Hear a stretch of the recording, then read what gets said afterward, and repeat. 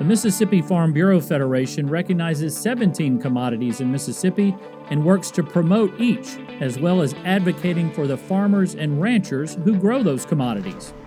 Much of that time is spent helping our state lawmakers and congressional delegation in Washington, D.C. understand the details of what our members need to continue providing the food, fiber, and shelter our state and country needs every day. One of the most successful methods Farm Bureau staff uses is bringing lawmakers to the farm.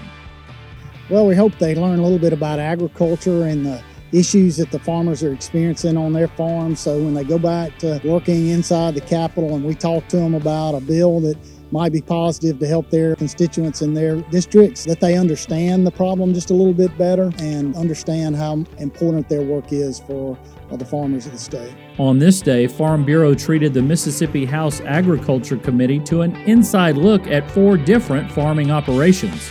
Lawmakers heard straight from the farmers' mouths and in turn were able to ask questions. From chickens to dairy to cotton to beef, the day-long tour was important for both farmer and elected official. We run anywhere from 24,600 to 28,000 chickens per house. We grow out 56 days on average, out anywhere from 14 to 25 days. So it just falls where we usually grow 4.5 flocks to 5 flocks a year. Most of our ag committee does not have ag backgrounds. As a matter of fact, very few of our legislators have ag backgrounds, so I think it's very important for the members of the ag committee to see what actually farming is in Mississippi, and it helps them when we have bills that come up to understand exactly what we're trying to fix with those bills. I have a lot of farmers in my district. I have farmers in Caledonia, which is in Northlands. I have a lot of farmers in Hamilton, Mississippi, which is South Monroe.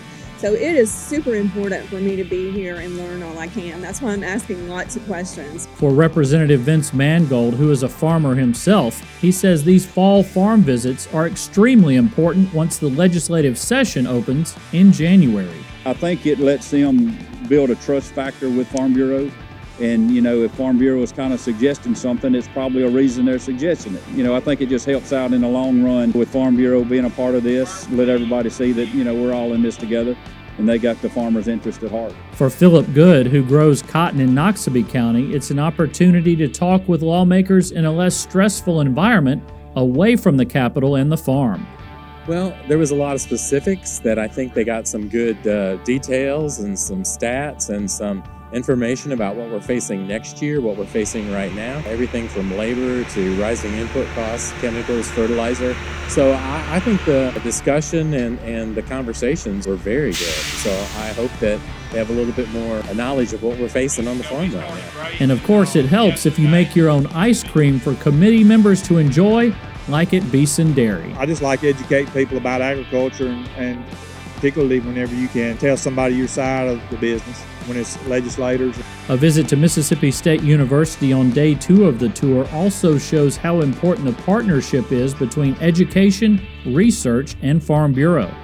From the field to the vet school to the newest buildings on campus, provided through funding from the state legislature. The research that they're doing on campus is invaluable. So as we're talking about budgets and always the budgets are stressed and we're telling them we need more money for ag research, that they can see and have a hands-on feeling for exactly what that money is doing. It's always good to hear what the farmers say and have to say, because they're boots on the ground. They know what's going on and they know exactly what they need. So to me, one-on-one talking with someone is the best way to learn what their needs are.